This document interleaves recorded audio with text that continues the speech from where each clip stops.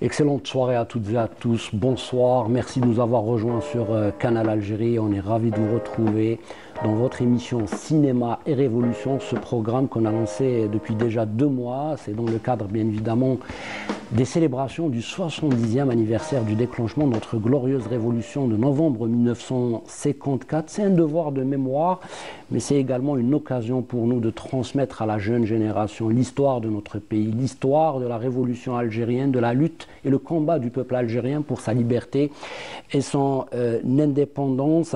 Il faut savoir aussi que le peuple algérien a enduré des souffrances et des sacrifices durant 132 ans de nuit coloniale. Certains révisionnistes de l'histoire tentent en vain, à travers des déclarations fallacieuses, de travestir la vérité de ce qui s'est passé réellement en Algérie. Bien évidemment, d'innombrables chercheurs, d'innombrables recherches en histoire, et puis des archives, des documents, des témoignages glaçants, des études académiques ont corroboré à l'unanimité ce qu'a fait la France en Algérie, c'est-à-dire cette entreprise génocidaire à travers bien sûr des pratiques barbares et inhumaines qui ont été pratiquées sur le peuple algérien. Le documentaire de ce soir, mesdames et messieurs, est sans doute l'un des plus forts et l'un des plus intenses et poignants qu'on va vous présenter sur Canal Algérie ce soir. Un travail inédit qui a coûté à Saïd Lelmi 3 ans de recherche pour retrouver des témoignages, des témoins d'ici en Algérie, mais aussi d'ailleurs, de France, et puis des chercheurs avec un regard croisé entre les chercheurs algériens et ceux de France qui ont écrit déjà sur les camps de regroupement en Algérie. Donc c'est un travail qui mérite d'être vu, c'est un travail précieux, c'est un travail qui nous aide à comprendre ce que le colonialisme, ce qu'est cette machine, encore une fois, génocidaire, le colonialisme. Sur les traces des camps de regroupement, c'est le documentaire de ce soir. Il est signé par Saïd Lelmi. Je vous invite à voir cet extrait tout de suite sur Canal Algérie. Bienvenue à vous encore une fois. Dès le 1er novembre 1954, une vaste opération militaire française est déclenchée, avec des bombardements intenses de l'aviation, détruisant des villages entiers. 4 أيام 5 6 أيام في ثورة نوفمبر عاد يجينا الطيارات يضربوا في القرى والمدن وخاصة القرى النائية لبرا ما يخلوا لا كبيرة ولا صغيرة يظلوا يضربوا. Alors les gens laissaient leurs biens, laissaient leurs terres, laissaient leurs gourbis, laissaient leurs mechta et ils partaient avec des tracts qui tombent du ciel, n'est-ce pas? Vous quittez immédiatement, sinon vous êtes exécutés. Et on bombarde, on commence à bombarder avant même qu'ils sortent de cette zone. Ça, c'était l'apocalypse. C'est peut-être que vous connaissez cette histoire du tract qui a été largué sur Lorès et qui appelait les habitants de Lorès à rejoindre ce qu'on appelait des zones de sécurité à l'époque. Cet épisode du repli prend place quelques semaines après l'insurrection. L'armée n'arrive pas à limiter l'insurrection dans Lorès, et notamment dans ce triangle dont le Douar-Ichmoul forme l'épicentre. Et donc l'armée va larguer des tracts sur Lorès en invitant les populations donc à gagner les zones de sécurité. Les exactions et la répression sur la population s'intensifient avec les bombardements et la multiplication des déclarations des hommes politiques. Il faut que les populations comprennent qu'elles doivent nous aider ou bien qu'elles s'exposent par la force des choses et malgré notre volonté à souffrir davantage. Et tous ceux qui seront surpris, agissant d'une façon évidente par le moyen des armes contre l'ordre, doivent savoir que le risque pour eux est immense. Quelques jours plus tard, il affirme: l'Algérie, c'est la France. Et la France ne reconnaîtra pas chez elle d'autre autorité que la sienne. Brûler les villages, chasser les habitants de leurs maisons, de leurs terres, une politique similaire à celle appliquée autrefois en Indochine.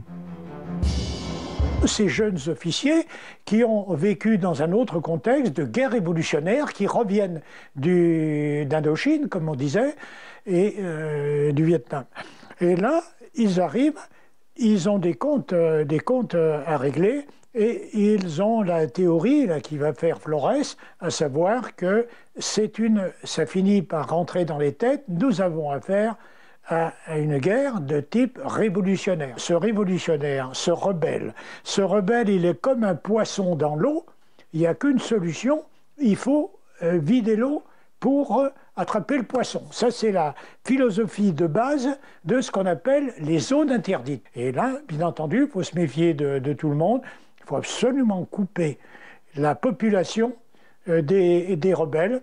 Et c'est ainsi qu'on va vers une politique d'assèchement. Oui, et vous allez devoir rester avec nous, bien évidemment, pour découvrir l'intégralité de ce documentaire. Nous venons d'écouter, bien sûr, ceux qui ont intervenu dans le documentaire de Saïd Olmi, à l'instar de Michel Cornaton, sociologue et chercheur qui a écrit et a travaillé sur justement les camps de regroupement en Algérie. On retrouvera aussi Marc Garanger, photographe, qui a photographié les femmes. C'est une séquence importante dans ce documentaire que je vous invite à suivre. Fabien Sacriste, un autre bien sûr chercheur français, et puis bien évidemment d'autres témoignages d'Algériens qui ont subi ces pratiques encore une fois barbares et sauvages. En tout cas, sur les traces des camps de regroupement de Saïd Olmi est une autre pièce à conviction qui condamne l'entreprise ou cet appareil génocidaire, celui de la colonisation. Bienvenue à vous, celui qui va m'accompagner, mesdames et messieurs, durant ces 26 minutes avant, bien sûr, le lancement de ce documentaire. C'est le professeur Mostefa Khayati, celui que j'avais envie d'inviter auparavant pour le film sur la vie de Benzine, d'Abdelhamid Benzine, qui a été fait par le regretté réalisateur Guenifi, Allah yarhamou, qui a fait un excellent travail. On a présenté le film et je voulais vous avoir, bien évidemment, parce que vous avez fait un ouvrage très très intéressant, les camps de regroupement en Algérie durant la guerre de libération. Je vous montre, voilà, le livre, parce qu'il existe, il faut aller le chercher et le lire, parce qu'il est aussi glaçant que le documentaire de Saïd Olmi. Bonsoir, monsieur Mostefa. Bonsoir et merci de l'invitation.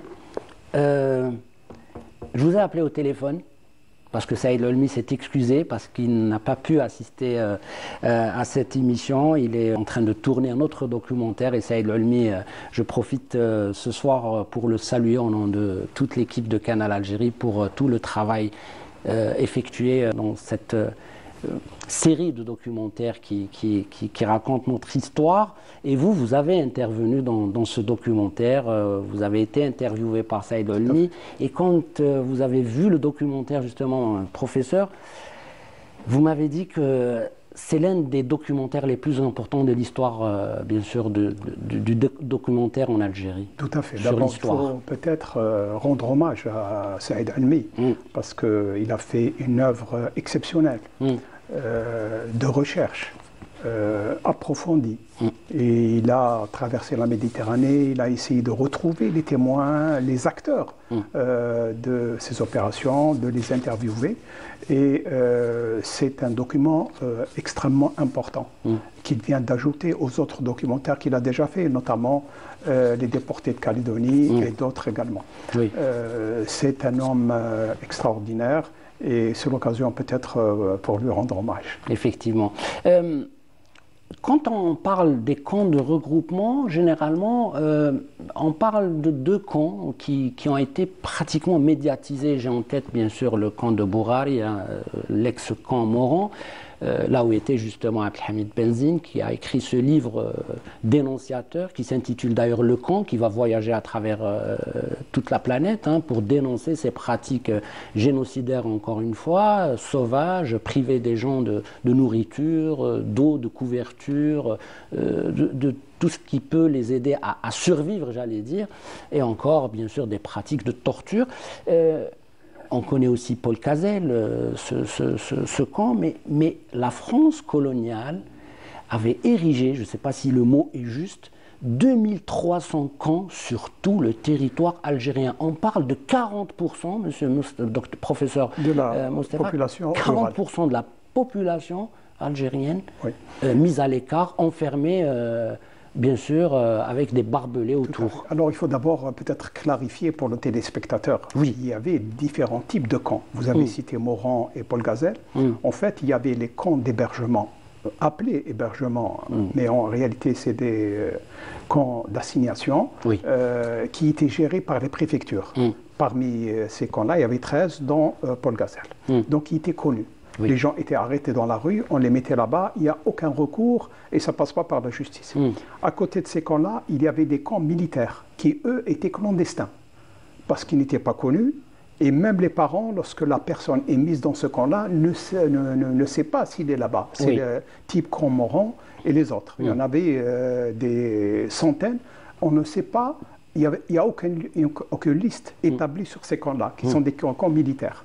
Et puis, il y a des camps de regroupement, qui est une troisième catégorie de camps. Les camps de regroupement, en fait, ils ont servi à emprisonner la population civile.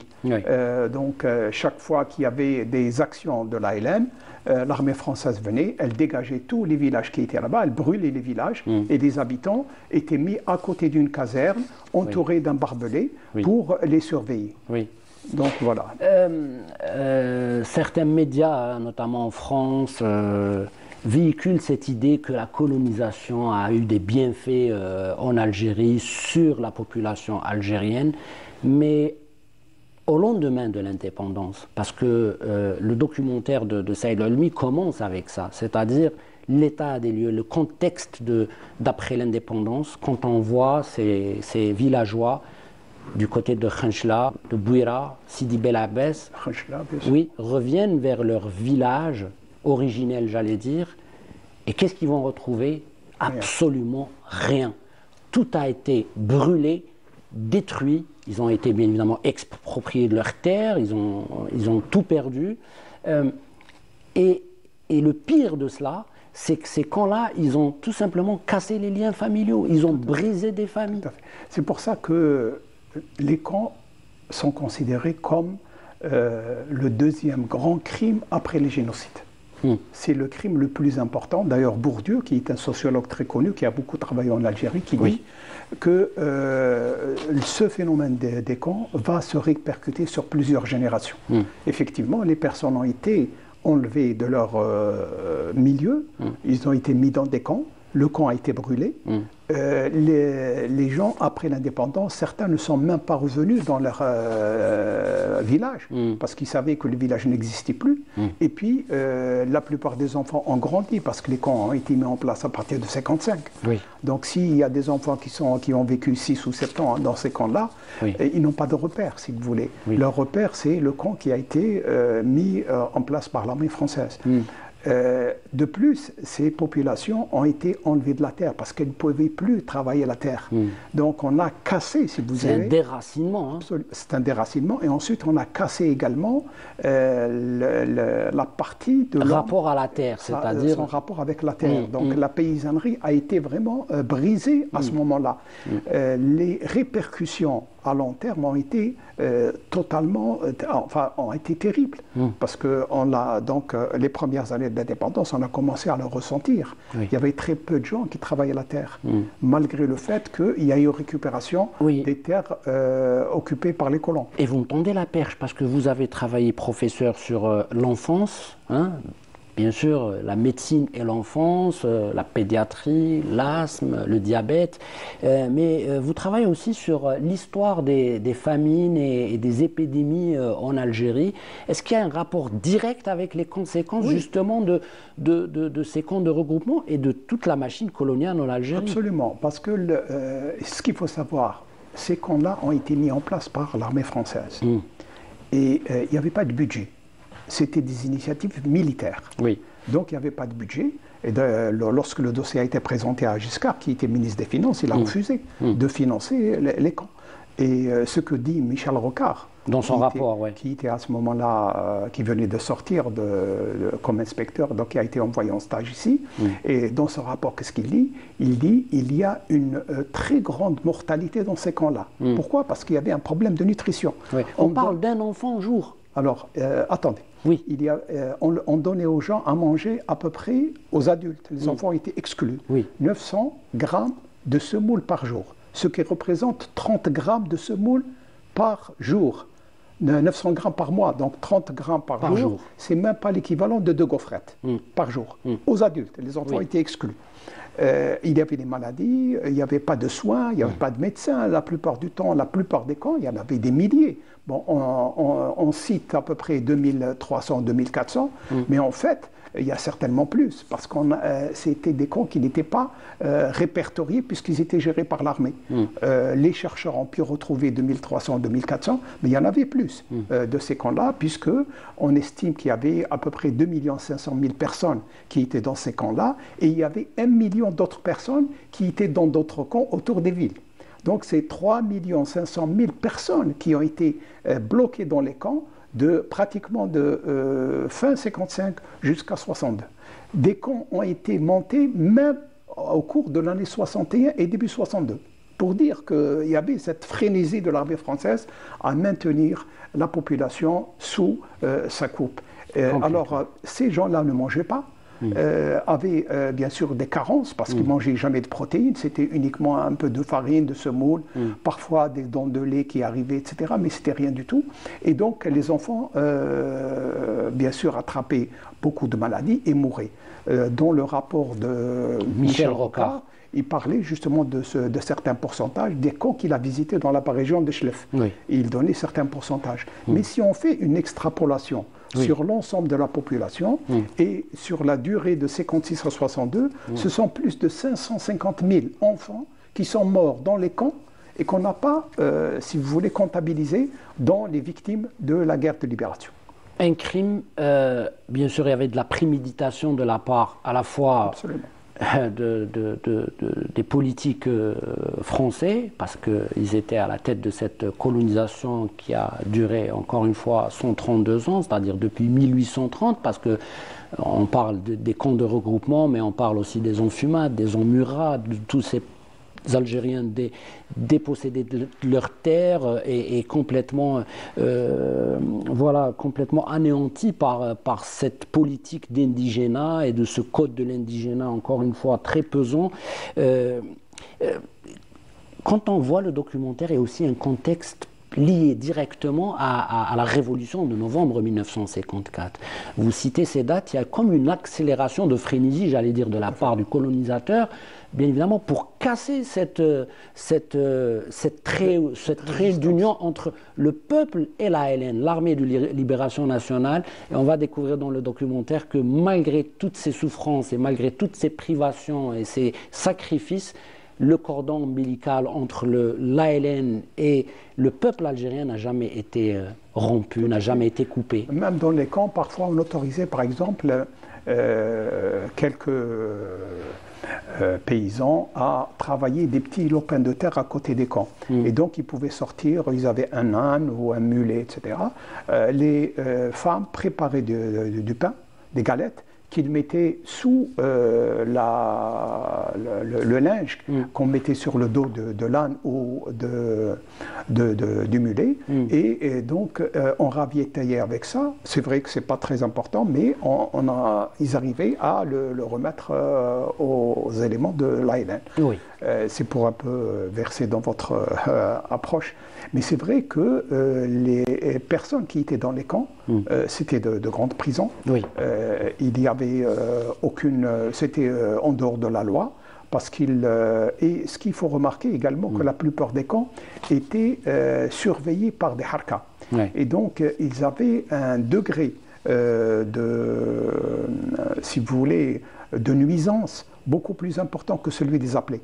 Et ce qui fait que la population a beaucoup souffert. Oui, peut-être que je vais juste revenir sur le cinéma, parce que j'allais dire la passion de cette émission et ma passion, et peut-être la vôtre aussi, parce que vous aimez le cinéma, avec bien sûr le film de Ghenifi Nasreddine qui nous a quittés il n'y a pas très longtemps, qui a fait ce magnifique hommage à Abdelhamid Benzine sur ce qui s'est passé dans le camp Moran-Bourari.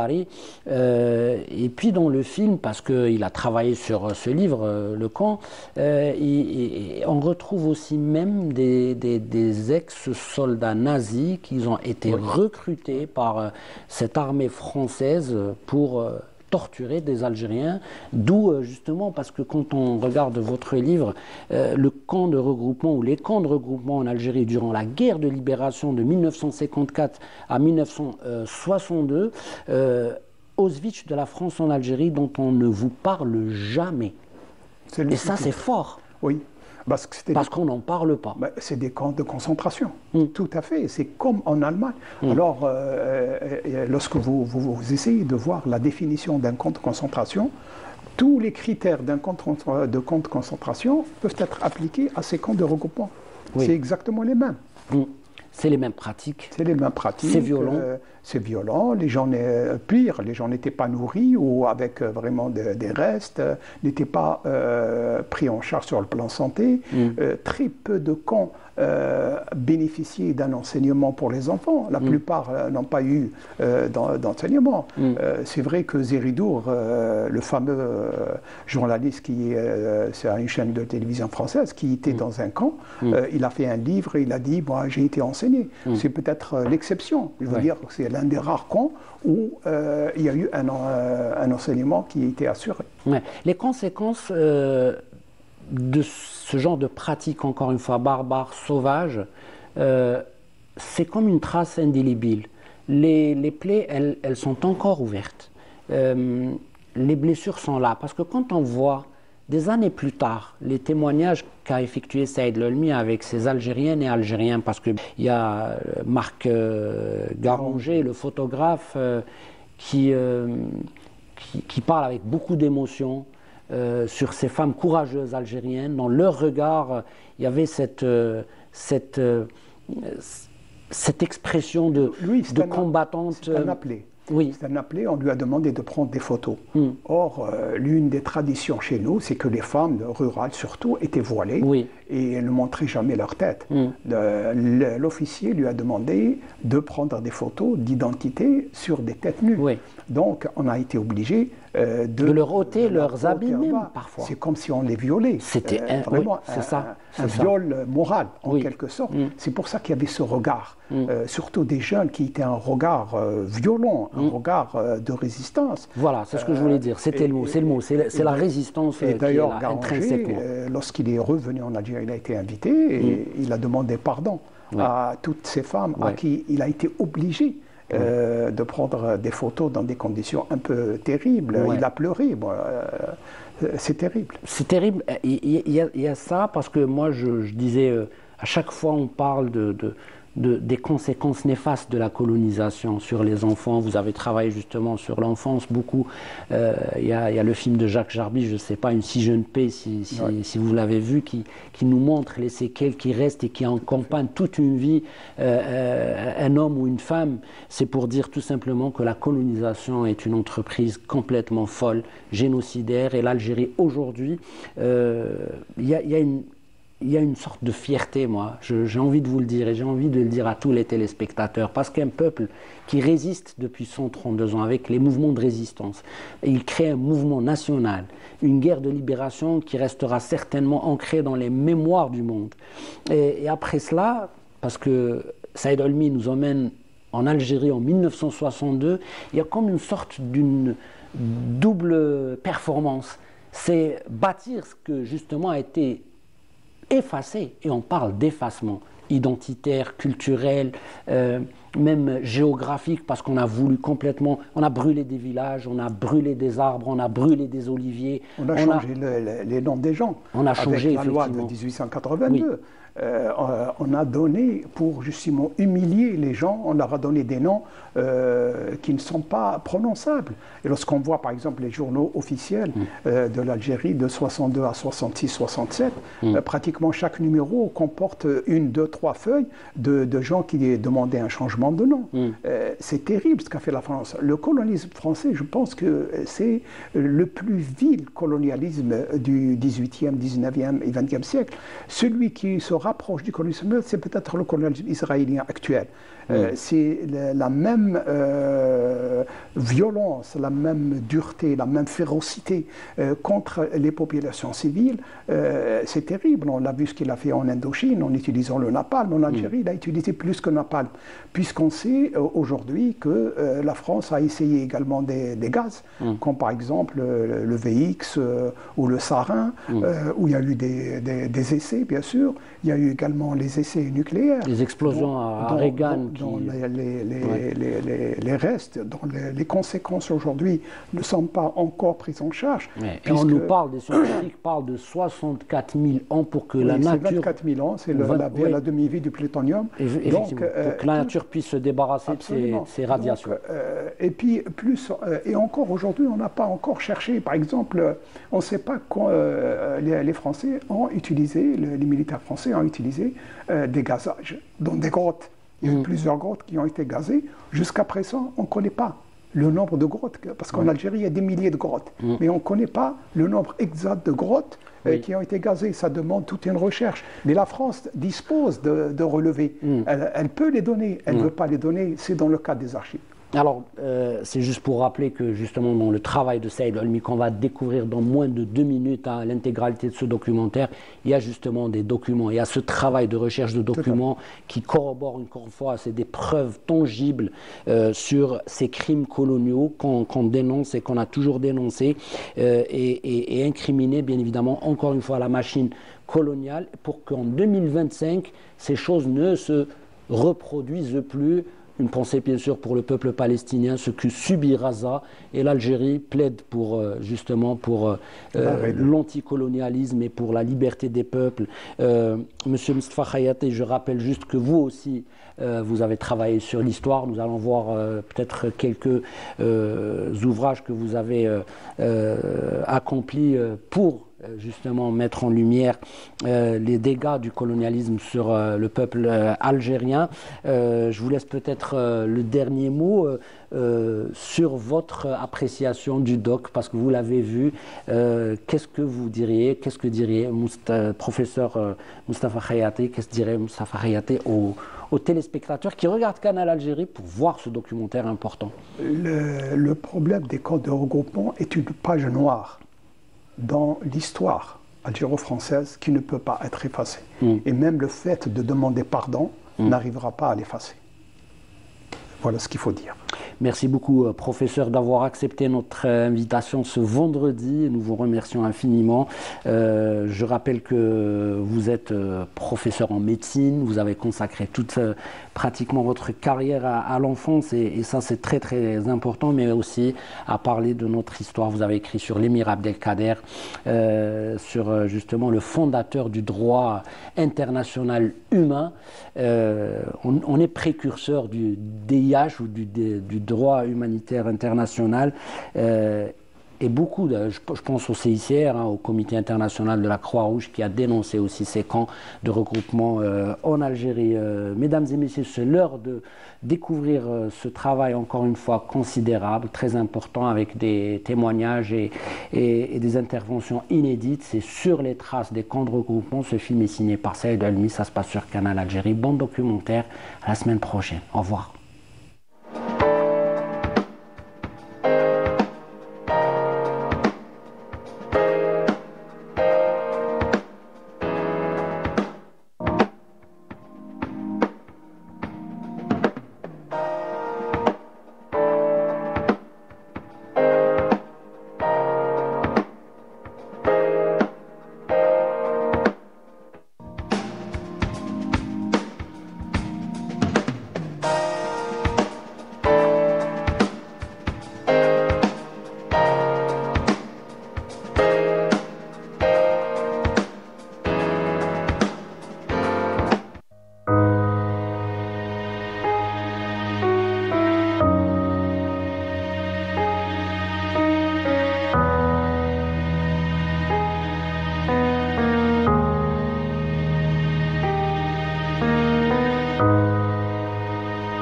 Ces camps de regroupement, comme il disait, c'est en fait des camps de concentration.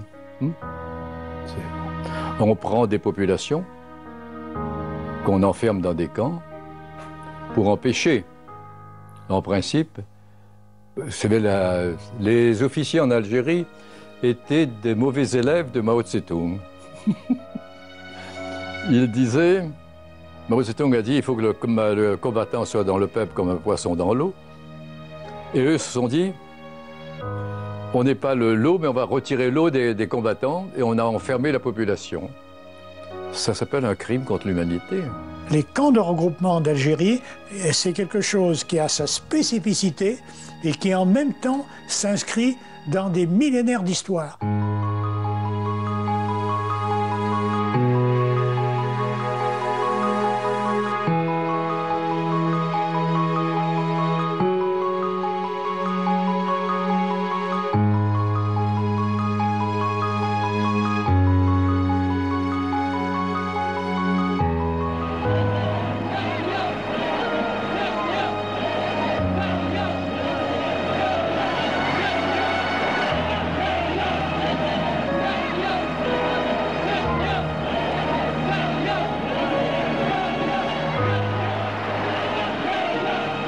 نهار الاستقلال هذيك الفرحة نقول لك ساعة ذاك النهار زدنا فيه ذاك النهار خرجنا للدنيا صاي ولدي وذاك اليوم زدنا زدنا.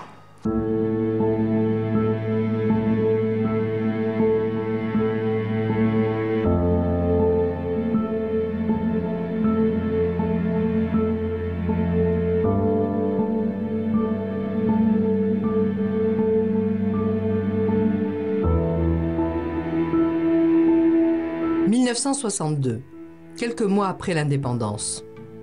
Village d'El Oulja dans les Aurès.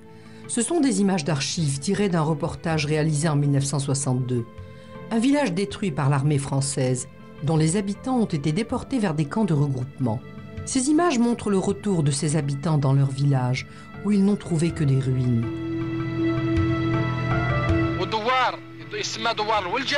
Mohamed Chahati raconte la souffrance endurée à l'époque.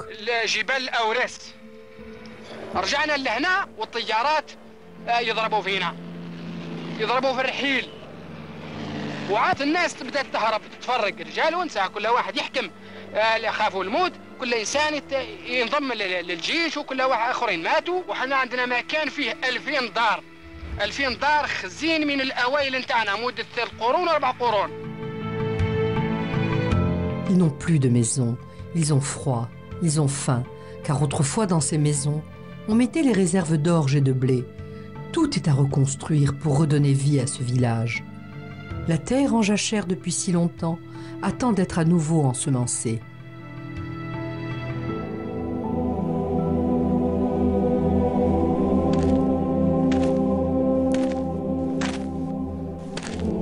53 ans après, nous avons retrouvé le Hadj Chahati Mohamed, une partie de la mémoire de ce village. Il médite en se promenant dans le village d'El Oulja, au cœur du mont Chélia.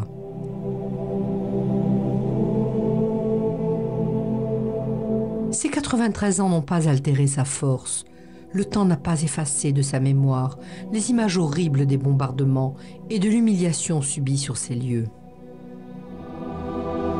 بقينا في المدة هذاك الضرب ما تحكيش الفضح ما تحكيش الحرق ما تحكيش الشيء اللي ما ينجمش العقل يقول نشوفه في المناكر بعينينا نشوفه في الشيء اللي ما يتعبرش بعينينا من العسكر قوة وضرب يومي. Il se souvient de tout. Il nous transporte au mois de novembre 1954, quand tout a commencé. Dès le 1er novembre 1954, une vaste opération militaire française est déclenchée, avec des bombardements intenses de l'aviation, détruisant des villages entiers. 4 أيام 5 6 أيام في ثورة نوفمبر عاد يجينا الطيارات يضربوا في القرى والمدن وخاصة القرى النائية لبرا ما يخلوا لا كبيرة ولا صغيرة يظلوا يضربوا.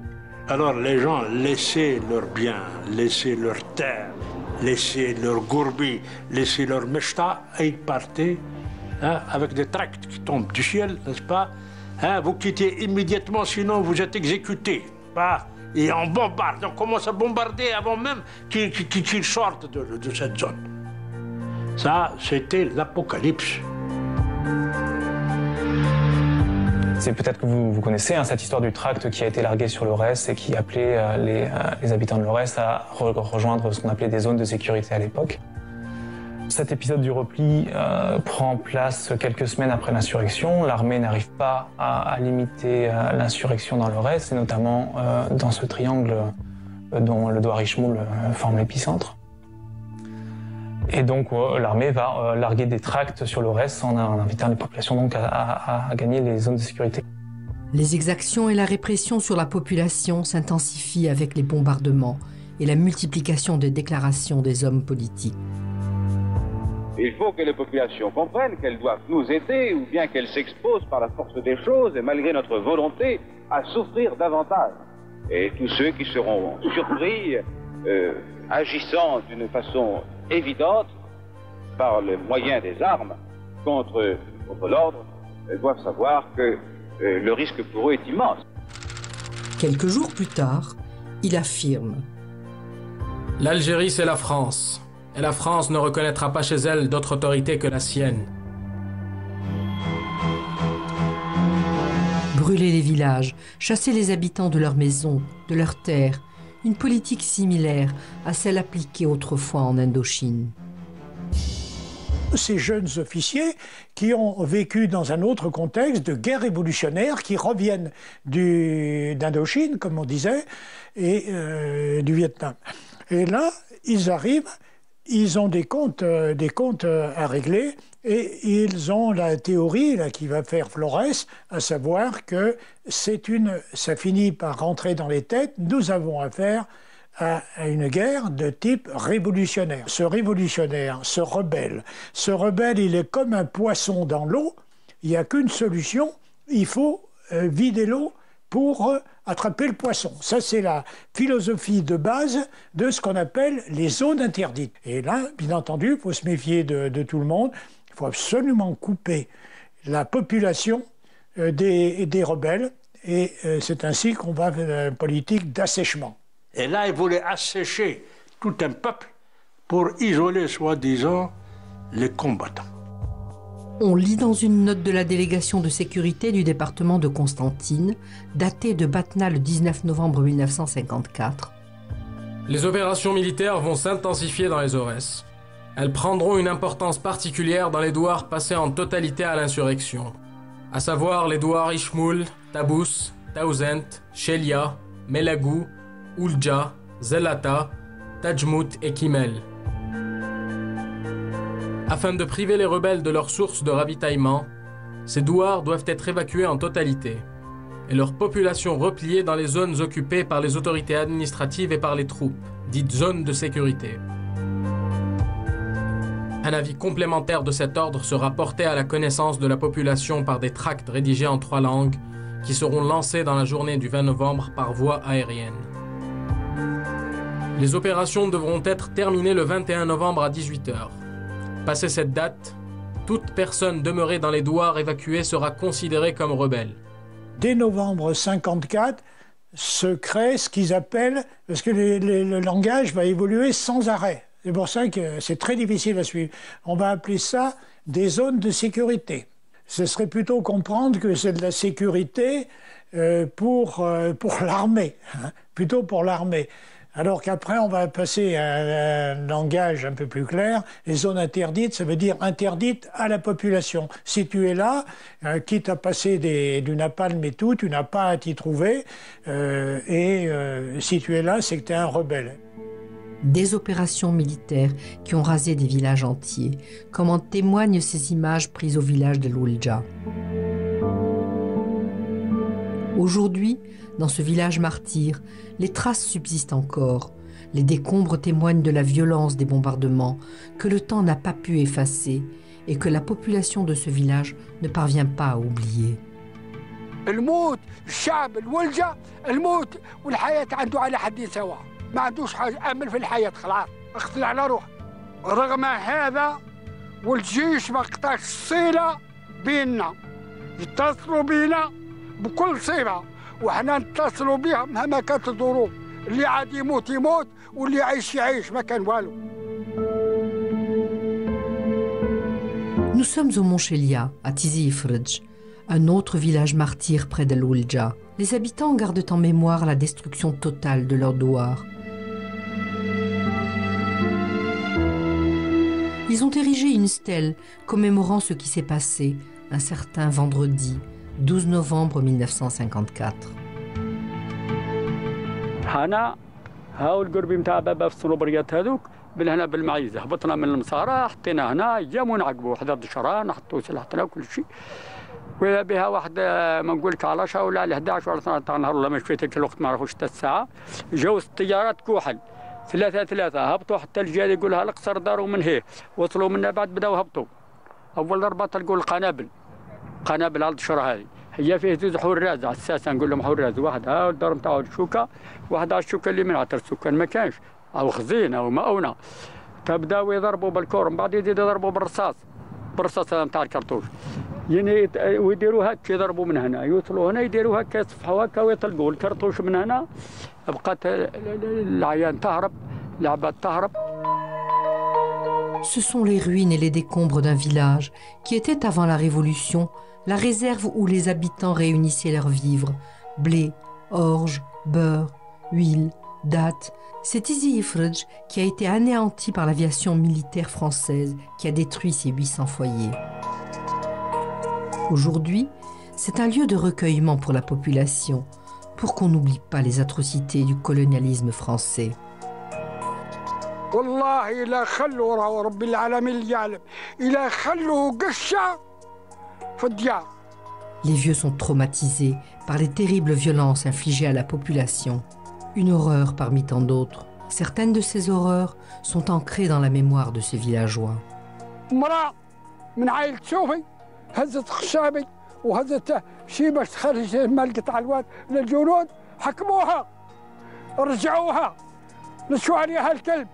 أول مرة نحلها بالزول والثاني في كرشها طاح الجانين من بطنها. Et l'escalade de ces atrocités s'intensifie avec les différentes lois promulguées. Le 3 avril 1955, l'Assemblée française vote l'état d'urgence. Dans son article 6, l'assignation à résidence des individus dont l'activité s'avère dangereuse pour la sécurité et l'ordre public. L'alinéa 2. En aucun cas, l'assignation à résidence ne pourra avoir pour effet la création de camps.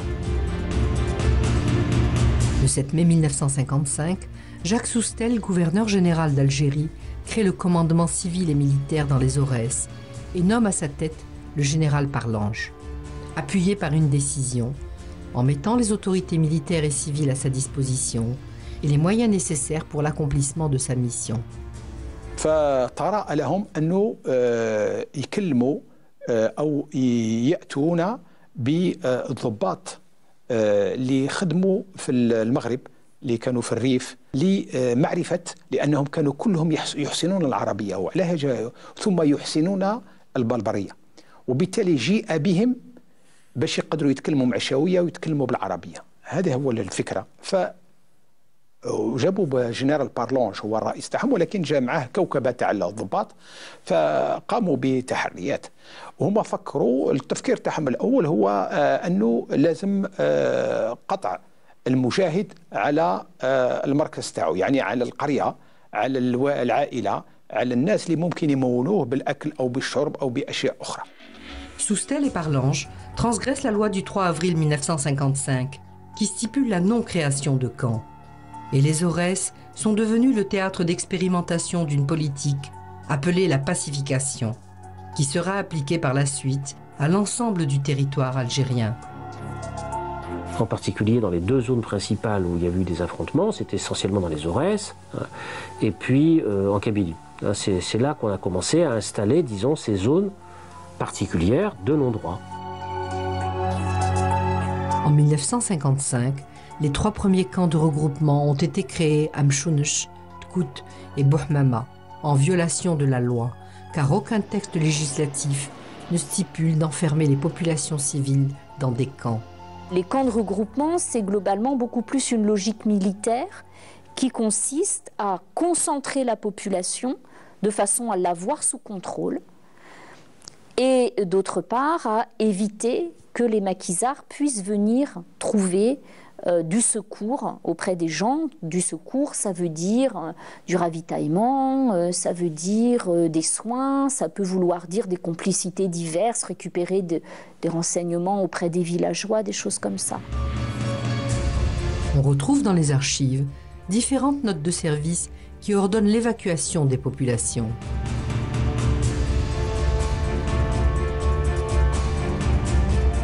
Il a donc été décidé d'évacuer ce douar en totalité. Cette mesure qui apparaîtra comme une sanction servira d'exemple pour les douars voisins et constituera une zone de sécurité pour les troupes.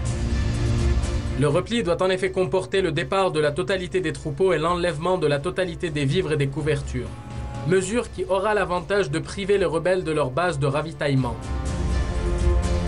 Le Hajj se souvient du jour sombre où ils ont été évacués de leur village.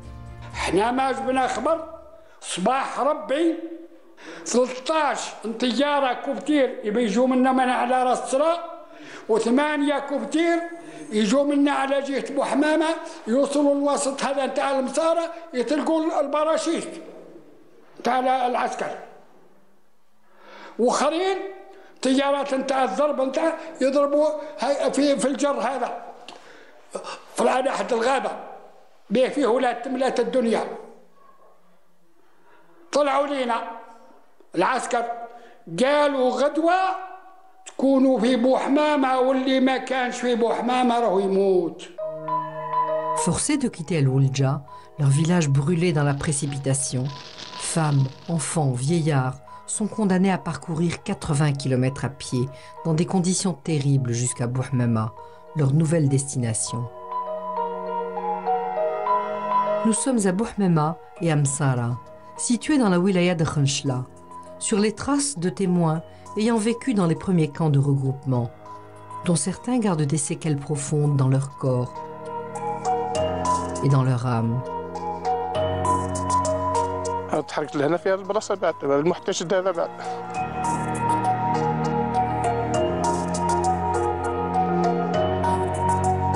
Pour réveiller les souvenirs, nous avons projeté quelques images d'archives de camps de regroupement à la population. C'est dans une petite salle archi-comble que ces images ont été vues. L'émotion était palpable. Des souvenirs douloureux, enfouis depuis 60 ans, sont remontés.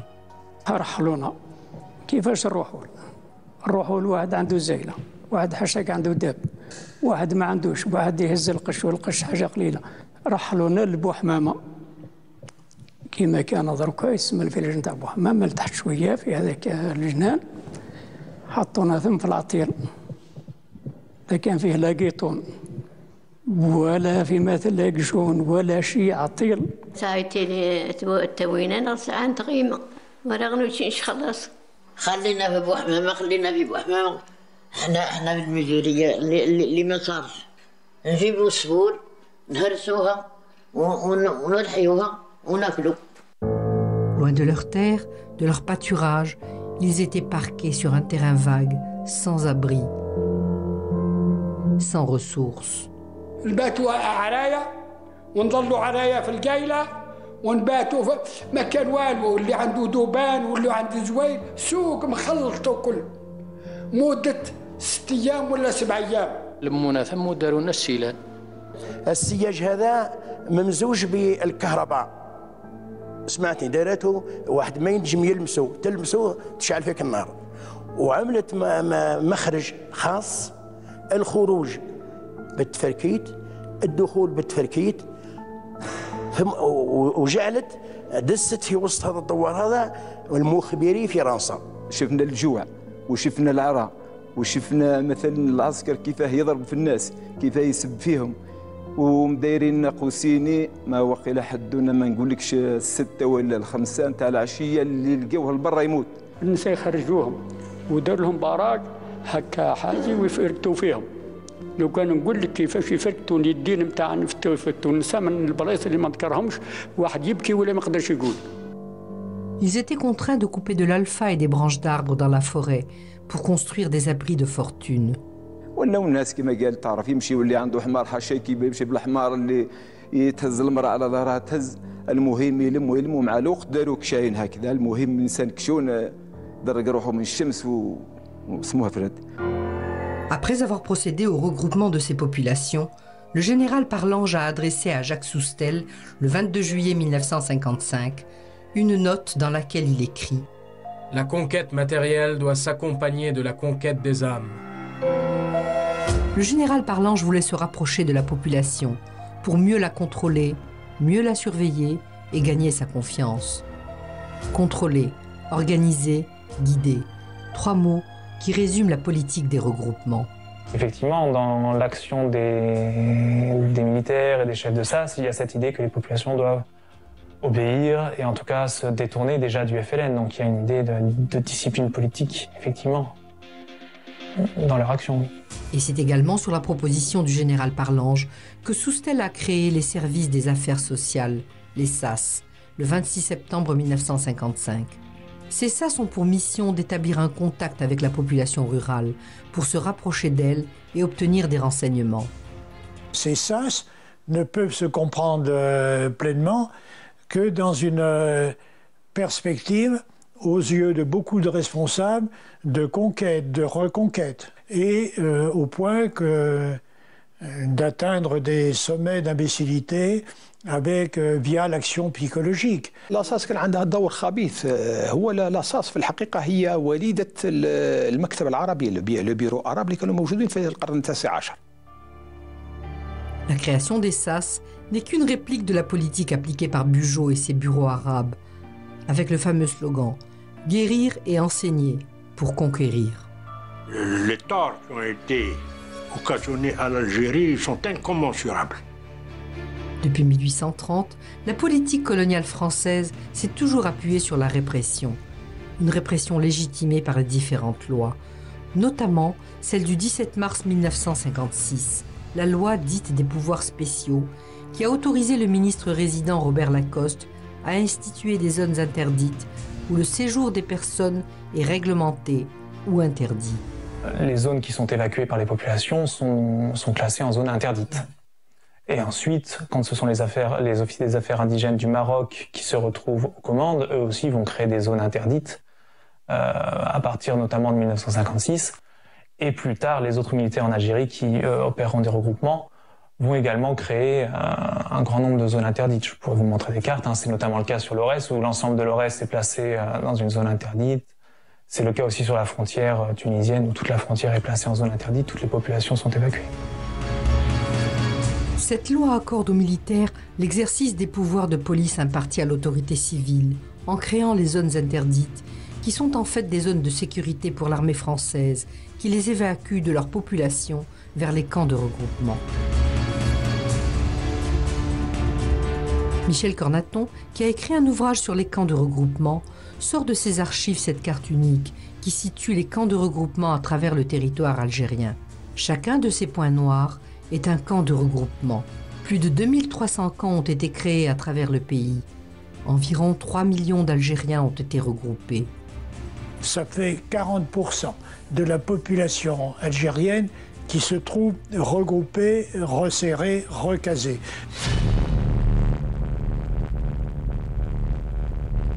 J'en vois pas d'autres dans l'histoire de l'humanité où on a comme ça enfermé toute une population dans des camps. Mais il faut être fou. La folie du colonialisme n'avait pas de limite. En plus d'avoir enfermé la population dans des camps de regroupement, les autorités françaises ont mis en place les lignes Challe et Maurice, 2 lignes électrifiées à l'est et à l'ouest, pour faire de l'Algérie une grande prison. Il peut y avoir des cas où le regroupement est directement opéré par la violence, où on vient bombarder une zone, on force les gens à s'en aller. On a des images de Marc Garanger, vous avez dû voir ces photographies, où on a des fils, on voit des files de personnes qui sont encadrées, il y a des camions militaires, on voit bien là qu'il y a un processus de contrainte énorme. Ces photos qui montrent le ratissage, le contrôle et le déplacement des populations de leur déchra vers ce qui deviendra un camp de regroupement. Des photos prises en 1960 par le photographe appelé du contingent Marc Garanger, âgé à l'époque d'à peine 24 ans. 55 ans après, c'est à Lamblore en Normandie que nous retrouvons Marc Garanger chez lui, toujours avec son appareil photo. Tous les jours, j'ai photographié, j'étais le témoin de toutes les conneries et les atrocités que la France a pu faire là-bas. Très heureux de nous rencontrer, il nous transporte dans l'univers des regroupements en tant que témoin. Toute cette politique, qui était dite politique de pacification, c'était un leurre.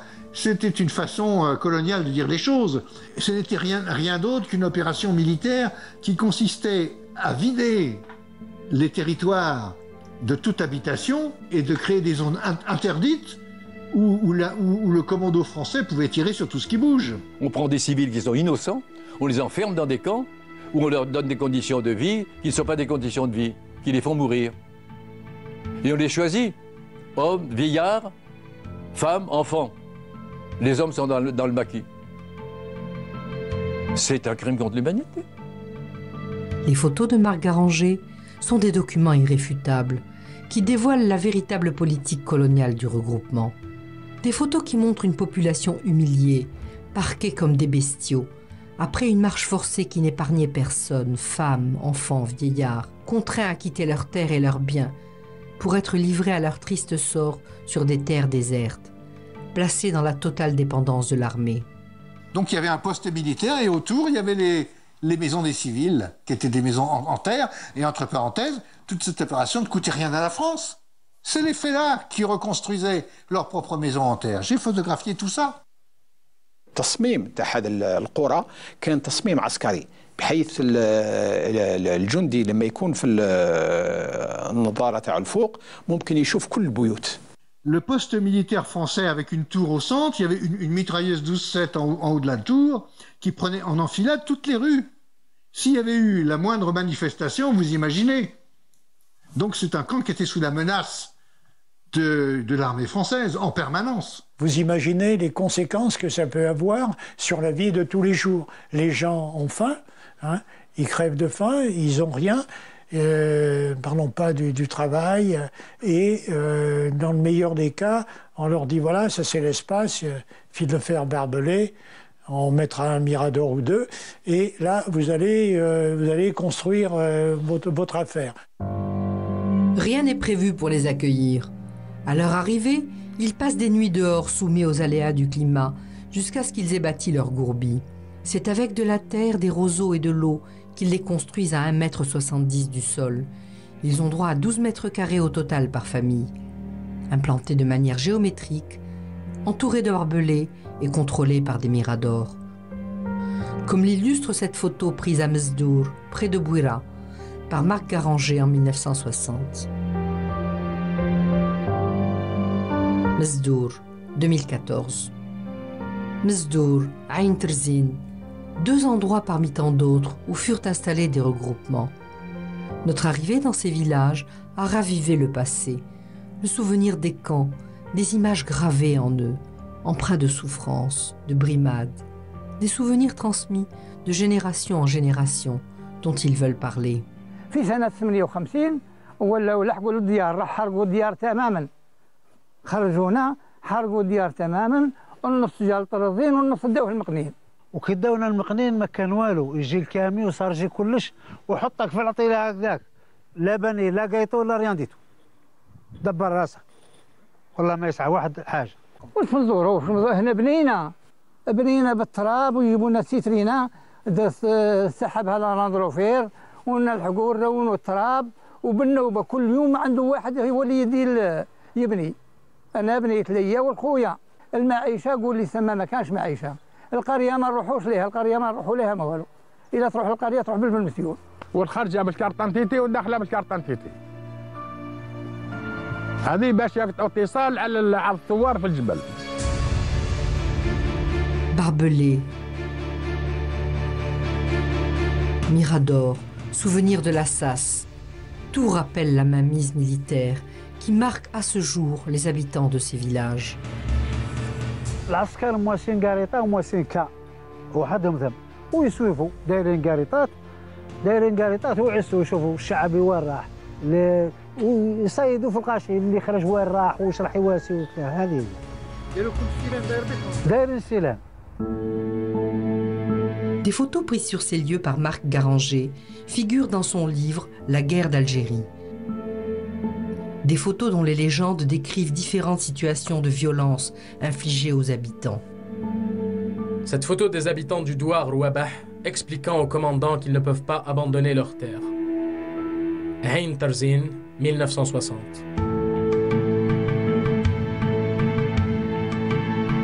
Cette autre photo d'une femme venant se plaindre au commandant que sa fille a été violée par les militaires français.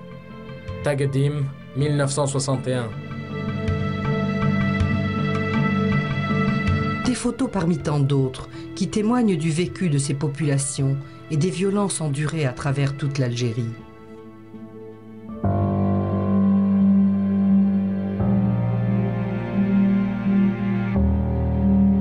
Nous sommes sur les plaines fertiles de la wilaya de Sidi Bel Abbès, où subsistent les ruines des maisons que leurs habitants ont dû un jour abandonner sous la contrainte pour rejoindre le camp de regroupement de Tanzara.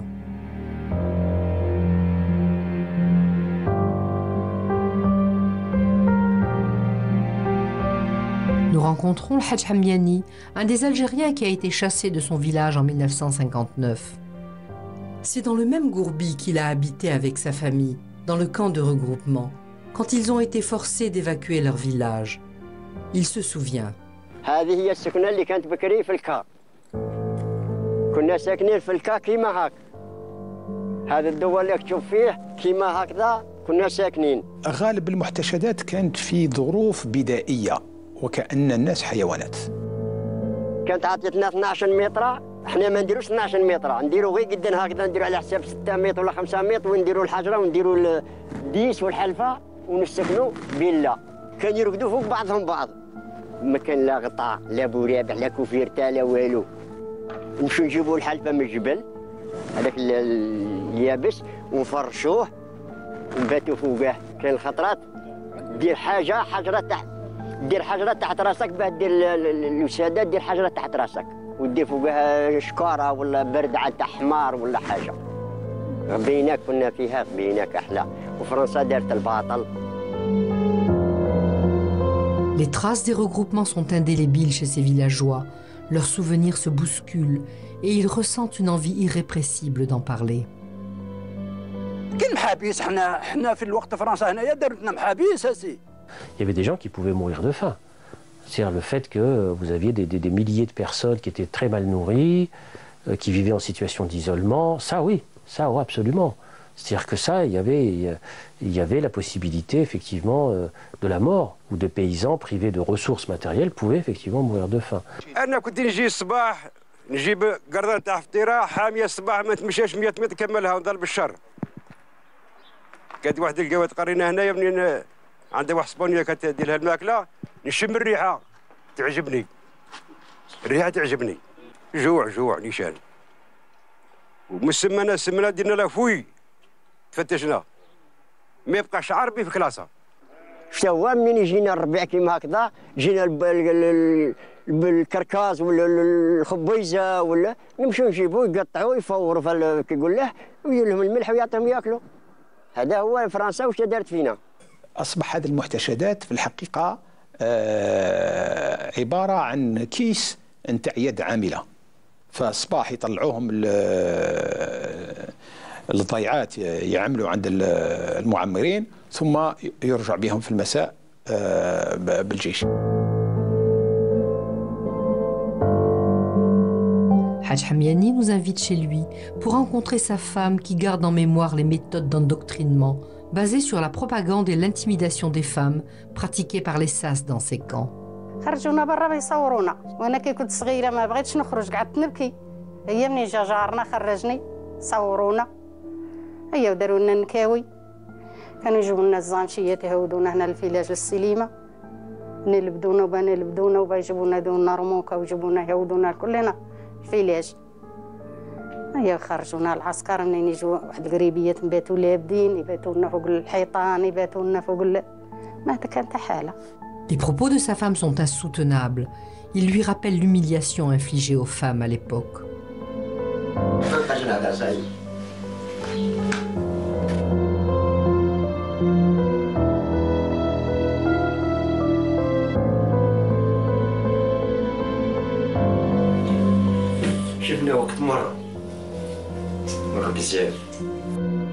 Une période amère, caractérisée par l'humiliation et la violation de l'intimité des femmes, contraintes d'être photographiées. Marc Garanger évoque le contexte de la prise de photos d'identité imposée par l'armée dans les différents camps de regroupement. Quand ces villages que la France appelait villages nouveaux ou villages de regroupement, et qui n'étaient rien d'autre que des camps de concentration de population civile, quand ces villages ont été faits, le commandant a dit maintenant, il faut que tout le monde ait là-dedans sa carte d'identité. Et pour faire une carte d'identité, il faut une photo. Et il s'est tourné vers moi, j'étais dans le bureau, il a dit « Garanger photo ». Ces photos ont été prises par Marc Garanger dans les camps de regroupement à Mezdour, Maqnin, Ain Terzine, Borj Khris. Il conserve ces portraits qui l'ont marqué à vie.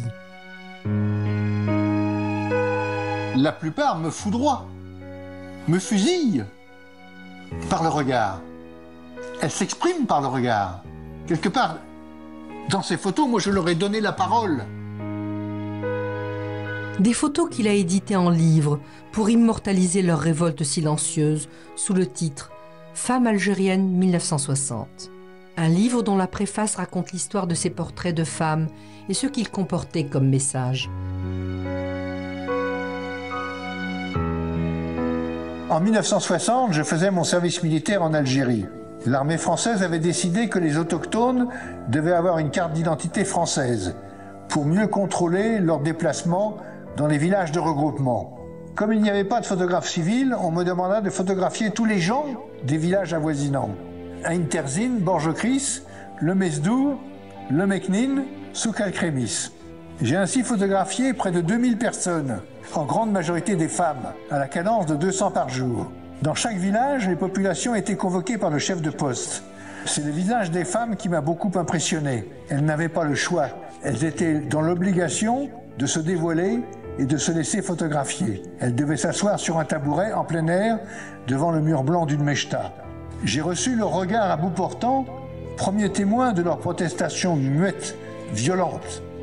Je veux leur rendre témoignage. Marc Garanger.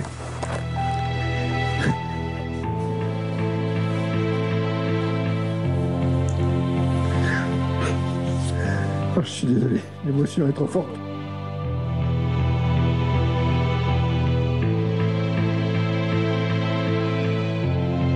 La lecture de cette préface le submerge d'émotions à chaque fois. Il se rappelle chaque détail.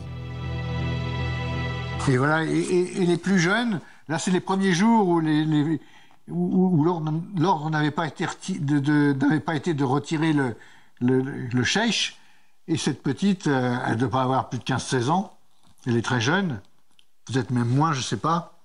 Et elle est terrifiée, quoi.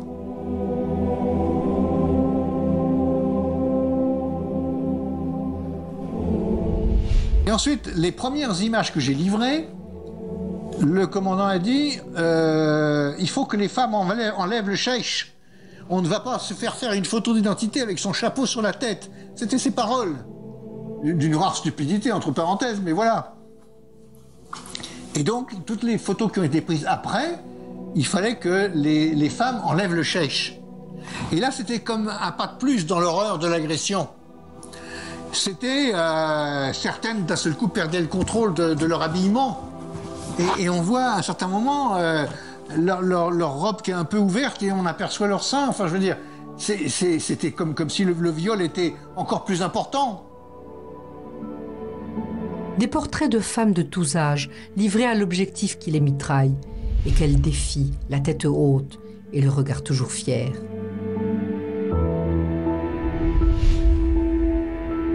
J'ai fait toutes ces photos à la gloire de ces gens et à la gloire de ces femmes.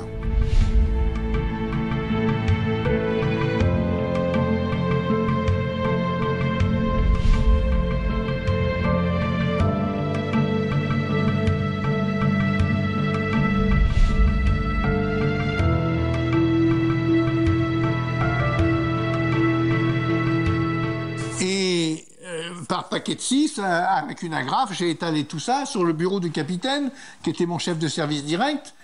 Et il est arrivé, il s'est penché, son regard a balayé tout ça, et il s'est relevé, il s'est esclaffé, il s'est mis à hurler, à ameuter tout l'état-major en disant « Venez voir comme elles sont laides. Venez voir ces macaques, on dirait des singes. J'ai entendu ça au garde à vous, au pied du bureau. Sur 15 jours, je ferai dire à ces photos le contraire de ce que cet imbécile disait. » Voilà, et j'en suis là. Venez voir ces macaques, on dirait des singes. Ces paroles résonnent encore dans la tête de Marc Garanger. Il est à ce jour traumatisé par ces mots injurieux et obscènes. Et pour les exorciser, il raconte encore et encore comment ces photos ont été prises et combien ces femmes l'ont marqué. Et donc je me suis battu avec mon appareil photo contre tout ça, avec d'autant plus de force que je voulais annihiler tout ça et ensuite crier à la face du monde toute l'horreur de cette guerre. La politique des regroupements a touché toutes les régions d'Algérie. Même la population nomade n'a pas été épargnée, avec plus de 400 000 personnes regroupées dès 1957. Dans une étude secret confidentielle effectuée à El Bayod, précédemment Géryville, par l'École supérieure de la guerre, la situation de la population nomade regroupée est décrite ainsi. À notre arrivée à Géryville, nous avons trouvé environ les 2/3 de la population regroupée, dans des conditions désastreuses pour leur santé physique et sans doute morale. Des nomades, par définition, bloqués dans un camp, c'est la pire des choses qui puissent arriver. Et les conséquences humaines, elles sont considérables. Ces photos ont été prises en 1960 à El Bayod, ex-Géryville, par Xavier Jacquet, appelé du contingent qui exerçait la fonction d'infirmier. Nous le retrouvons à Versailles, 55 ans après. Il témoigne sur les regroupements dans cette région. Quand je suis arrivé là-bas, j'ai vu des nomades avec leurs tentes les unes à côté des autres, avec des enfants qui étaient pour beaucoup pieds nus dans la neige et qui se tenaient un peu immobiles comme ça. Et puis, dont certains, quand j'ai commencé à les soigner, avaient des têtes qui étaient une croûte. Et puis, c'est simplement après que j'ai commencé à me dire, mais ils ont des conditions de vie pas possibles. Pas possible. Tout simplement parce qu'ils étaient arrachés à leur milieu naturel, privés de leurs terres, de leur liberté de mouvement. Les chercheurs estiment que les nomades algériens ont perdu 90% de leurs troupeaux. Ils vivaient dans une misère totale. Les populations regroupées sont coupées de leurs moyens de subsistance ordinaires, et c'était déjà des populations qui étaient dans des situations de survie, et non pas de vie avec y compris des excédents et autres. Donc populations coupées de leurs moyens de subsistance, dépendantes de l'assistance qui leur était distribuée pour survivre, et donc une mortalité infantile très très élevée. Et on n'a pas réussi à calculer des taux de mortalité infantile parce qu'on n'a pas de statistiques fiables globales, mais les observateurs, y compris les médecins militaires qui se rendaient dans les camps de regroupement, étaient tous effarés par le constat qu'ils faisaient. Donc dans les rapports des médecins militaires, on peut trouver des données localisées sur certains camps donnant des exemples précis d'une mortalité infantile vraiment énorme. Quand je suis arrivé là-bas, il y avait 4 morts par jour sur un rassemblement de 4000 nomades à peu près.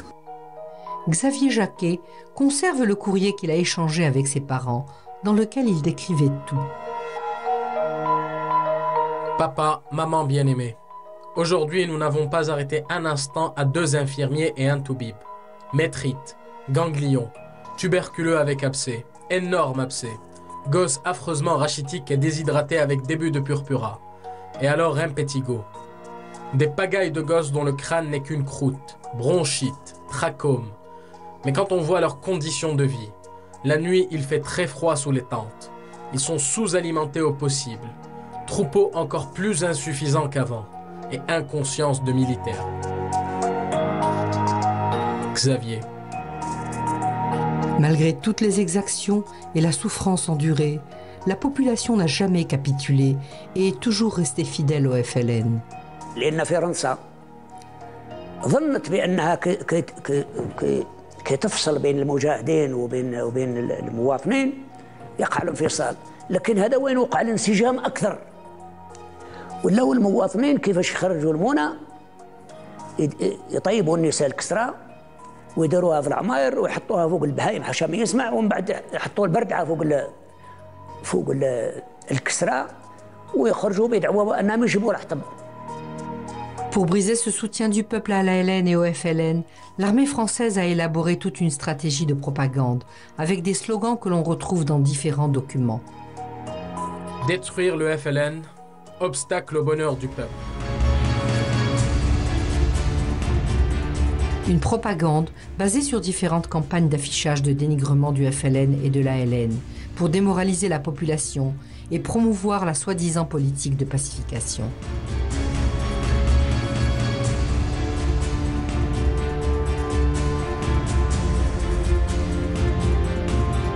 Une propagande qui s'appuie sur l'intimidation et la violence, avec des slogans tels que « La France est forte, c'est folie que vouloir se battre contre elle ». Xavier Jacquet témoigne de ces horreurs que subissait la population dans les camps de regroupement. Quand je suis arrivé le matin, il y a un dénomade qui est venu me voir dans un état de peine, disant mais venez, c'est pas possible. Regardez ce qu'ils ont fait, qui m'a emmené voir les femmes qui avaient été violées. Je n'ai rien pu faire que de leur donner à chacune un petit peu un calmant, mais c'était... et alors, ce qui est de très fou, c'est que j'aurais tendance, moi, à penser que c'était pas... en tous les cas, pas uniquement une espèce de plaisir à violer, mais que c'était que les cadres du poste avaient violé ces femmes pour faire la trouille à l'ensemble du rassemblement. C'est pour ça que je vous dis, nous, on avait la partie émergée, qui était terrible. On avait une idée de ce qui se passait. Mais la partie immergée, c'était beaucoup plus terrible.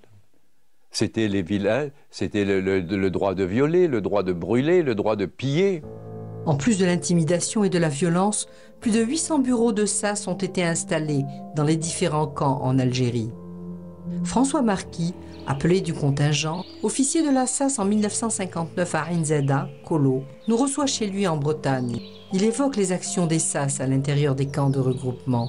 La première chose que j'ai faite a été de lire des circulaires qui expliquaient la guerre subversive, comment ça s'était passé en Indochine, l'idée qu'il fallait être comme un poisson dans l'eau dans la population. Et j'ai été affecté au quartier de Kolo comme officier d'action psychologique, et dans la pratique, j'ai été l'adjoint du capitaine, c'est-à-dire que je m'occupais du secrétariat, je recevais le courrier, je triais le courrier, je rédigeais des synthèses, et entre autres la synthèse sur le moral des populations. Et puis j'ai appris à préparer des tracts, à faire des affiches, à faire des réunions. On retrouve dans les archives différentes directives pour établir et entretenir des contacts permanents avec la population en vue d'obtenir des informations.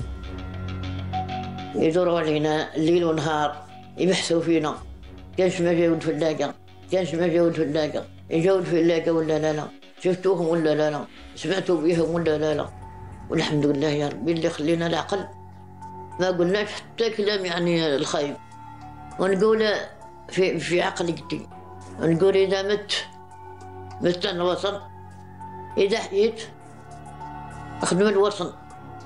Ces mêmes directives évoquent les actions psychologiques que doivent mener les SAS à travers des enquêtes sur les familles à l'intérieur des camps et leurs effets sur l'évolution de leur comportement. يعني يديروا ورقة تقنية لكل شخص موجود داخل المحتشد، من يعرف وين زاد، كيف كبر، واش قرا، واش عرف كذا، كل الامور اللي يقدر يفكر فيها يديروها في الافيش، ويشوفوا اذا كان من ناحيه سيكولوجيه يعني قابل الى باش يديروه يعني حركي من بعد يعني. وكان يعني ليساس لعبوا دور مهم جدا في كذلك ادخال عشرات بل مئات من الجزائريين في الحركه. Pour contrer ces actions psychologiques menées par l'armée et les SAS, le FLN et l'ALN font des actions d'information, de mobilisation auprès de la population pour qu'elle leur reste fidèle et continue à les soutenir.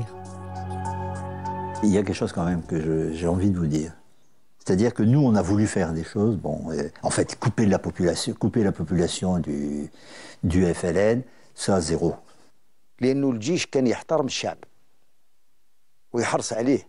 الشعب كان يشتي الجيش بزاف وهلو كان يلقى يوكل له حتى الفؤاد نتاعو. Certains rapports de l'armée française relèvent et reconnaissent l'attachement de la population à l'ALN. Vide total dans le domaine du renseignement. Contre les bandes rebelles, peu de résultats obtenus, par suite surtout du manque de renseignements. Une population nomade éprise d'indépendance, aimant la guerre par goût et par tradition. Cette population apporte à l'heure actuelle à la rébellion toute l'aide désirée et des possibilités de recrutement illimitées. C'est-à-dire que même sous la torture, les gens n'ont pas parlé. C'est beau. C'est-à-dire ils étaient toujours fidèles. Fidèles à l'ALN, alors que leurs conditions de vie étaient effectivement dramatiques. Une situation dramatique vécue par la population dans ces camps, particulièrement les enfants, qui souffraient faute de nourriture et de soins. Ces regards comme autant de cris de détresse que l'opinion publique ignorait. Une détresse vécue dans l'indifférence de l'armée française et le silence complice des politiques. Il a fallu attendre 1959 pour que la cruelle réalité des camps soit révélée par certains journaux, suite à une enquête effectuée pendant 3 mois, fin 1958, dans différents camps de regroupement par Michel Rocard, jeune stagiaire à l'époque, à qui nous rendons visite aujourd'hui et qui nous plonge dans son rapport fait d'une manière clandestine. Il nous confie ce qu'il garde en mémoire. L'image des horreurs que peut faire une armée quand elle reçoit une mission idiote. J'ai décrit des nombres d'horreurs. Je ne vais pas... c'est pas mon genre de vous faire un truc dans l'émotion. Mais tout ça est très horrible. Et je donnais des preuves, des indications. Il y avait des noms de lieux. Et toutes les autorités officielles du pouvoir civil et du pouvoir militaire ont pu se rendre sur place et découvrir qu'en effet, je n'avais pas raconté d'histoire.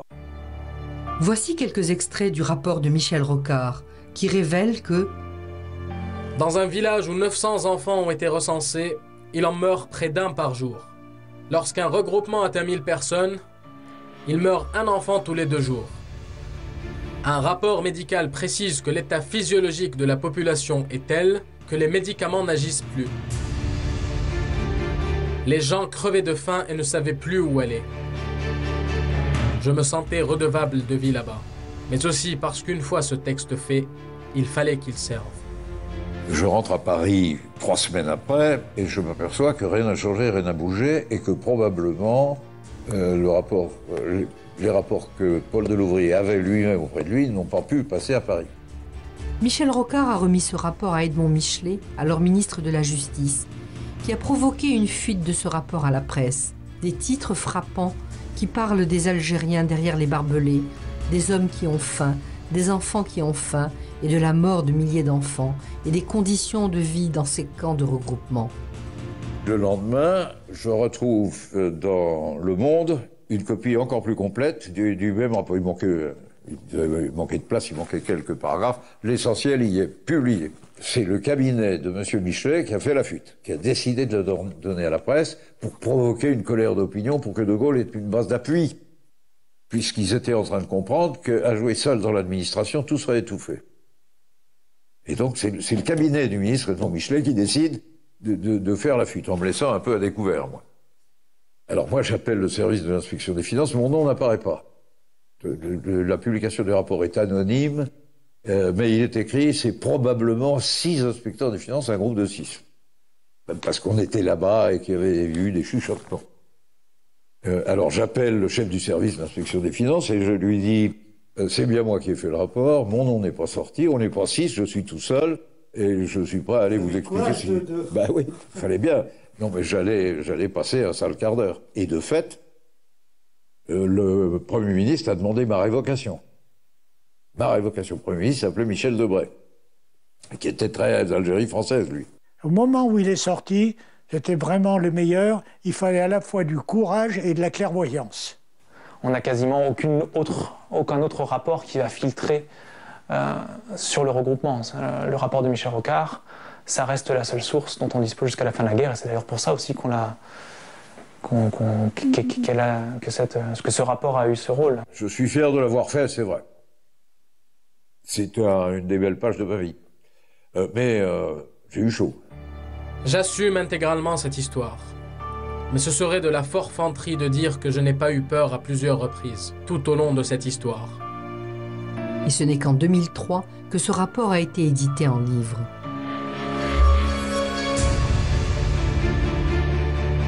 Et depuis, certaines presses ont brisé le silence imposé par la loi des pouvoirs spéciaux du 17 mars 1956, qui stipule de prendre toutes les mesures pour contrôler l'ensemble des moyens d'expression, et notamment la presse et les publications de toute nature.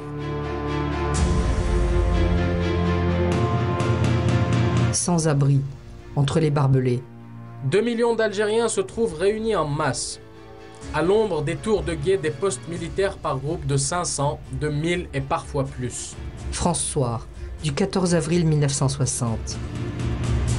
J'ai visité des centres où il n'y avait pas une seule couverture pour 13 personnes sous une tente. Extrait du carnet de notes du pasteur Jacques Beaumont, 14 et 15 octobre 1959. Imaginez des Européens ici, dans les mêmes conditions. L'hiver dans le froid, le vent, la boue, vous les verriez tomber comme des mouches. France Soir, 16 avril 1960. Sous-alimentés. Avant, ils avaient des laitages, la viande. Alors, carence terrible. Ils meurent, oui, souvent, surtout les enfants. France Soir, 15 avril 1960. Le ravitaillement est de 2 kilos de semoule par mois et par personne. L'Express, le 6 octobre 1960. Le rapport de Michel Rocard et son impact sur l'opinion ont fait réagir Paul Delouvrier. Le 31 mars 1959, il décide de contrôler personnellement toute opération de regroupement, sous quelque forme que ce soit, et qu'aucun regroupement ne devra être opéré sans son accord. Les décisions de Paul Delouvrier ne sont pas suivies d'effet, et l'armée continue à déplacer les populations et à les mettre dans des camps. Moi, je suis témoin à Colo en 1959-1960, donc 6 mois après cette circulaire de l'ouvrier, on regroupe toute la population. Le 25 juillet 1959, dans une note d'information, on peut lire « Les regroupés ont perdu tout ou partie de leurs moyens de subsistance traditionnels, champs et troupeaux, et se trouvent dans un milieu naturel qu'ils ne connaissent pas. Il s'agit dans la plupart des cas de regroupements qui ont été établis en fonction des nécessités militaires et sous la pression des événements, c'est-à-dire souvent en hâte et sans que l'autorité ait pu étudier. Les habitants du regroupement n'ont pas de possibilité d'existence normale. Le regroupement peut être un foyer de misère dans lequel l'organisation politico-administrative de l'adversaire trouve un terrain d'agitation fécond. Certainement, l'une des conséquences tragiques de cette guerre a été la volonté des autorités françaises, en quelque sorte, de priver les combattants du soutien de la population civile et à cette fin de regrouper les populations civiles dans des centres de regroupement. Alors d'une part, il y avait, je dirais, tout l'inconfort, mais inconfort est un terme trop faible, les souffrances, les privations liées au fait que les gens étaient rassemblés, la promiscuité, le manque de possibilités d'éducation pour les enfants, d'hygiène pour les familles. C'était un problème. Et puis, l'une autre conséquence de cette politique de regroupement, c'est que ça a amené énormément d'Algériens à se réfugier au Maroc ou en Tunisie pour éviter d'être internés dans des centres de regroupement.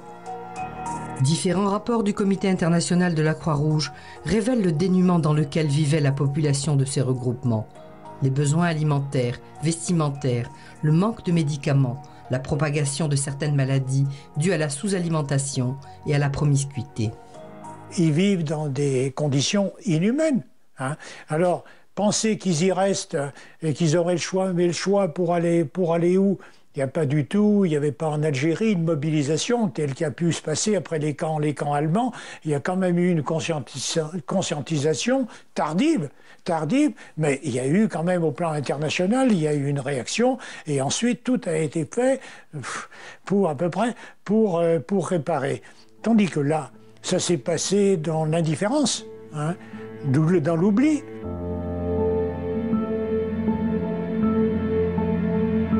Après l'indépendance, les camps de regroupement étaient un très lourd héritage pour l'Algérie.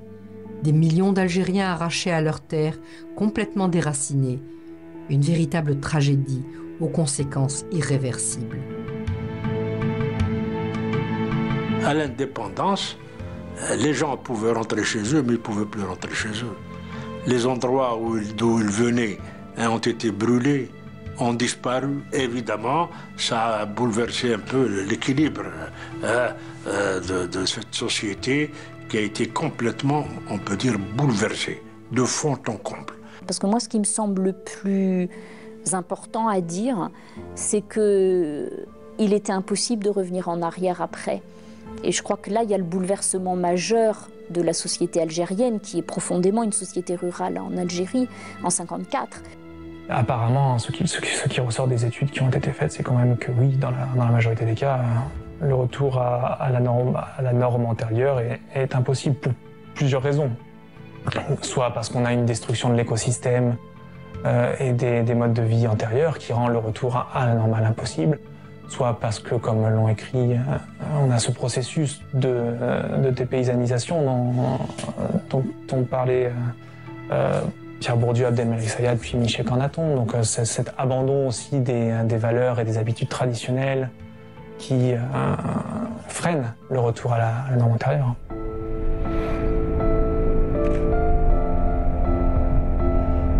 « 53 ans après, Marc Garanger, accompagné de son fils, retourne dans la wilaya de Bouira sur les traces des personnes qu'il avait photographiées en 1960. Et dans ma tête, j'étais en empathie avec tous les Algériens que je rencontrais. Et c'est pour moi très impressionnant de me retrouver du côté des Algériens maintenant. C'est ça qui est impressionnant.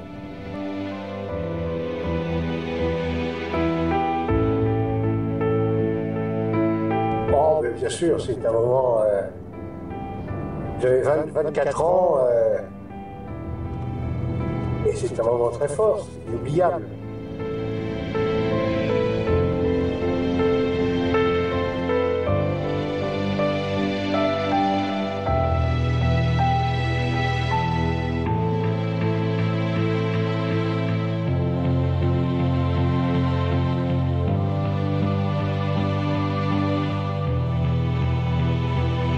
C'est sur une colline qui domine le village de Mesdour que Marc Garanger, très ému, est pressé d'immortaliser ces instants qui le projettent dans le passé, où chaque photo lui raconte une histoire.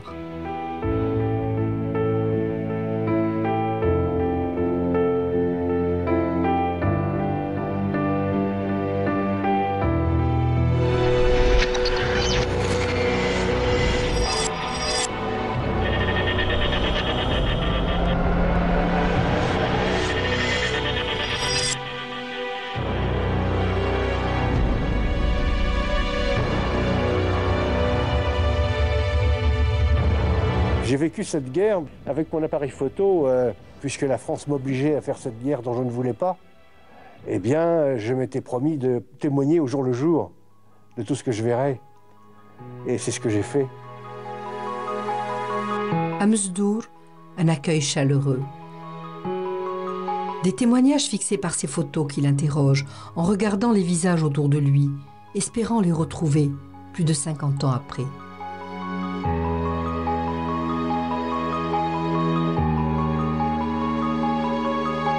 C'est vous ça? Ah oui, bien sûr. Ah oh là là. Oh, quelle émotion. C'est vous. Ah, c'est fou.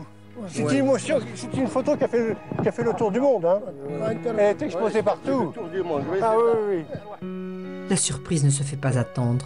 Abdoun découvre sa photo au moment de son arrestation. Il faut lui dire que c'est une photo qui est parue en 4e page de El Moudjahid.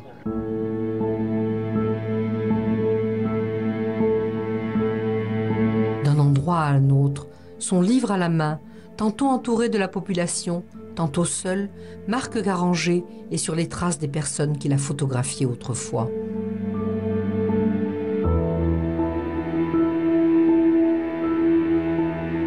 Sur le nombre impressionnant de femmes photographiées par Marc Garanger, 55 ans après, nous n'en avons retrouvé que 4 encore en vie.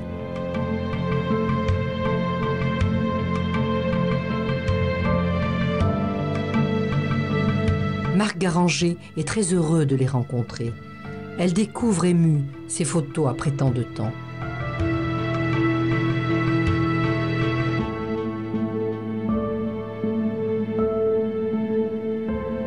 Zahra, Myriam, Zahra et Hadda se souviennent.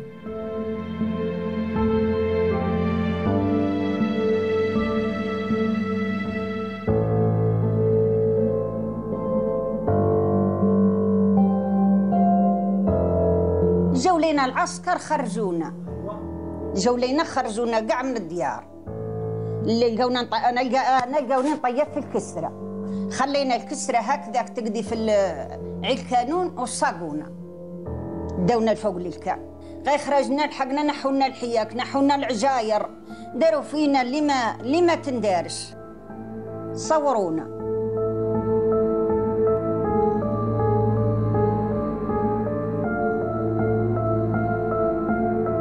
سكننا رحلونا من ديارنا رحلونا رحنا من ديارنا ورحنا كاع من ديارنا ما الرفقه وكل ما قعدت حتى واحد الرفقه كل راحت كامل واش عايشين معيشة راك عارف معيشة العتاب معيشة عتبانين شويه ومخلوعين ومرجوجين في الليل مخلوعين وفي النهار مخلوعين دي كل وقت داونا يلمدونا وحاشاكم صورونا ويقولنا عروا روسكم واش درت وليدي واش درت هكذا تدي رجال وتروحوا لهم بالدبابس وحنا ندنقوا وحنا يخلونا كما قلت اللي يزهق اللي يعيط اللي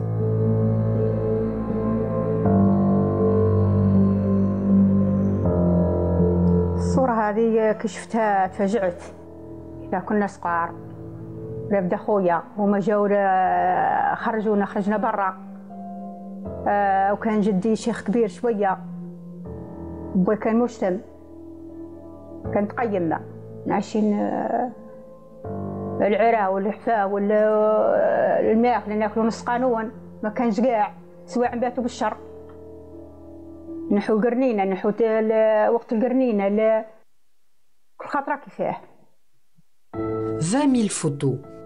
Des photos qui expriment la souffrance d'un peuple, des photos qui ont fait l'objet de différentes expositions à travers le monde. Photos que Marc Garanger a présentées à Alger en 2013 dans le cadre de l'exposition « Les photographes de guerre », consacrée aux clichés pris par des photographes étrangers et algériens pendant la guerre de libération. J'ai l'émotion qui remonte, c'est fou. C'est un honneur extraordinaire. De façon inimaginable. Je suis ravi d'être ici à un point inimaginable. J'ai l'émotion qui remonte très fort et tout, et 50 ans, et voilà. Et c'est une reconnaissance extraordinaire. Et donc, de voir que ces images sont ici, sur les cimaises, c'est fou. C'est un plaisir extraordinaire, et à la fois une émotion folle. Je lance ces images pour tous ceux qui ont vécu cette guerre. pour libérer la parole, pour lever la chape de silence qui la recouvre. Le temps n'a pas effacé de la mémoire de Haj Mohamed Shahati les souvenirs douloureux des camps de regroupement, des images récurrentes qui l'ont accompagné toute sa vie.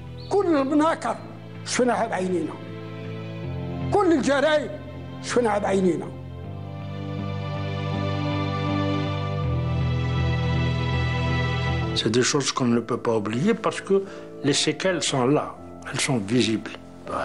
Et il serait très utile de faire encore un travail d'approfondissement de cette question parce que c'est une des questions les plus terribles de la guerre d'Algérie. C'est une époque terrible, mais glorieuse. Très important que le souvenir des luttes, mais aussi des souffrances que ces luttes ont entraînées, que ce souvenir ne tombe pas dans l'oubli parce que c'est un élément de l'identité nationale.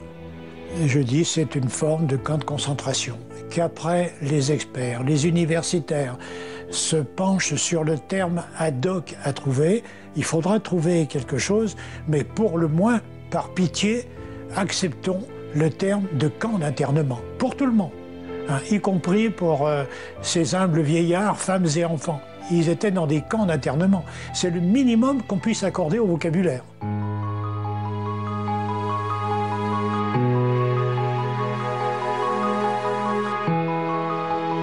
Moi, je pense que les camps de regroupement sont un des lieux où il y a eu des relations très douloureuses, d'une certaine façon, parce que bon, moi, j'étais pas heureux de faire ce que je faisais. Hein, j'ai écrit à mes parents, je ne sais plus comment je leur dis ça, que, enfin bon, je suis dégoûté de ce travail, enfin, de ce que je fais, quoi. J'ai fait un brouillon de lettres dans lequel je disais à mes parents que si je me faisais tuer en Algérie,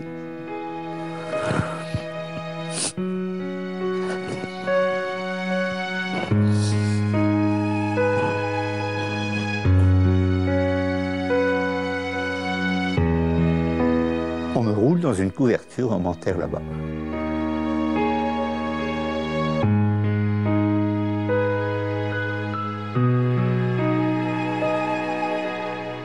Oui, j'ai mis du temps, moi, beaucoup à réaliser tout ce qui s'était vécu par ces classes d'appelés qui n'avaient absolument pas demandé à aller en Algérie, qui n'avaient pas du tout envie d'y aller, qui étaient pour un certain nombre pas du tout d'accord, et la difficulté à être alarmé, à faire des trucs qui ne voulaient pas faire, enfin, avec lesquels ils n'étaient pas d'accord, et la difficulté aussi à protester par rapport à ça. Je demande très fort pardon de tout ce qui a été fait par les Français pendant cette guerre d'Algérie et avant.